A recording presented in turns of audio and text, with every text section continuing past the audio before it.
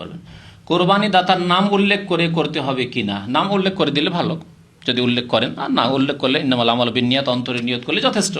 কিন্তু যদি বলেন আল্লাহুম্মা তাকাব্বাল হাযা মিন আব্দুল্লাহ ও আব্দুর রহমান ও আব্দুল মালিক, যদি ভাগ থাকে আর ভাগ না থাকে একজনের পক্ষ থেকে থাকে, তাহলে তার এবং তার পরিবারের কথা বলে দিন আল্লাহুম্মা তাকাব্বাল হাযা মিন্নি, আমার পক্ষ থেকে, ওয়া মিন আহলি বাইতি, আমার পরিবারের পক্ষ থেকে।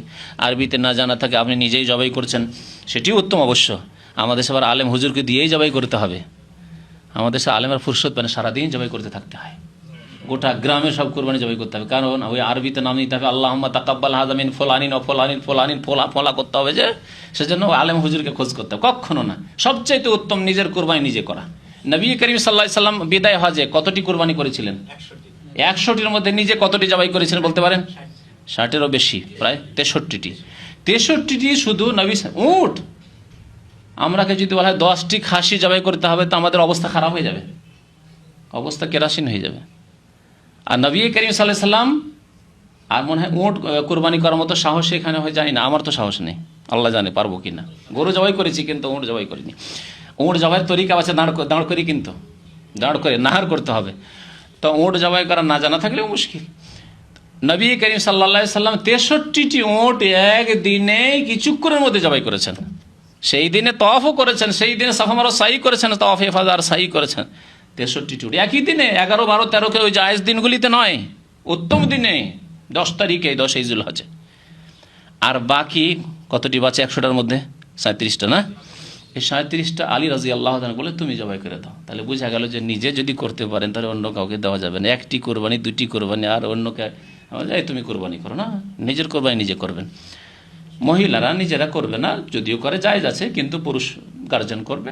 আর যদি সম্ভব হয় তো নিজে দাঁড়িয়ে থাকা, যদি মহিলার নিজের নামের কোরবানি হয় তো দাঁড়িয়ে থাকা যদি উত্তম হয়, পর্দার আড়াল থেকে হোক অথবা বোরখা পরে হোক, দেখুক যে আমার কোরবানি জবাই হচ্ছে, এটি ভালো, উত্তম।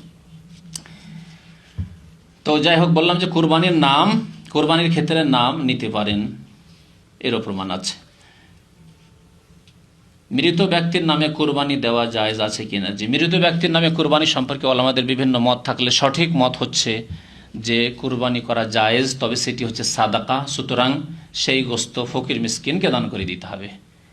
নিজে খাবেন, গোস্ত খেলেন আপনি, আপনার ছেলে মেয়ে, আর নেকি পৌঁছাবেন আপনার বাবাকে, আল্লাহ কোনখান থেকে নেকি দেবেন? আল্লাহ নেকি দেবেন ফকির মিসকিনকে খাওয়াইলে, তাই না? সাদকা করলে, আর খাবেন আপনি, নেকি দেবেন আপনার বাবাকে। সুতরাং ওলামারা বলেছেন, কিছু ওলামারা বলেছেন যে নবী সাল্লাল্লাহু আলাইহি সাল্লামের জামানায় কোনো এরকম প্রমাণ নেই যে মৃত ব্যক্তির নামে কুরবানি হতো, সুতরাং কুরবানি না, সাদাকা আছে, কুরবানি করা নেই। কিছু ওলামারা বলছেন যে হ্যাঁ আছে, আর সঠিক হচ্ছে যে আছে, কুরবানি করা যেতে পারে, কিন্তু সেটি সাদাকা। মাইয়াতের নামে যেহেতু কুরবানি, কারণ নবী সাল্লাল্লাহু আলাইহি ওয়াসাল্লাম বলেছেন, গত সপ্তাহে আলোচনা করেছি মৃত ব্যক্তি কি পাবে, বলেছি না? তার মধ্যে আছে সাদাকাতিন জারিয়া, সুতরাং সাদাকা, মাইয়াতকে পৌঁছানোর জন্য সাদাকা আছে অথবা দোয়া আছে। তো এটি যখন জবাই করলেন আর নেকি পৌঁছাবেন তাহলে সাদাকা। আর সাদাকা তখন আপনি সচ্ছল ব্যক্তি খেতে পারেন না, আপনার ছেলে মেয়ে, সচ্ছলের ছেলে মেয়ে খেতে পারে না। আপনি সচ্ছল না হলে কি কোরবানি দিতে পারতেন নাকি? পারতেন না তো।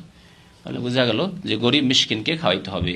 কোরবানি করে দেন, আর গ্রামে যাদের কোরবানি হয়নি তাদেরকে দিয়ে দেন গোস্ত, অথবা তাদেরকেই জানোয়ারটাই দিয়ে দেন, পশুটা দিয়ে দেন, যে তোমরা এটা কোরবানি করে নাও, তোমরা কোরবানি সবচাইতে ভালো।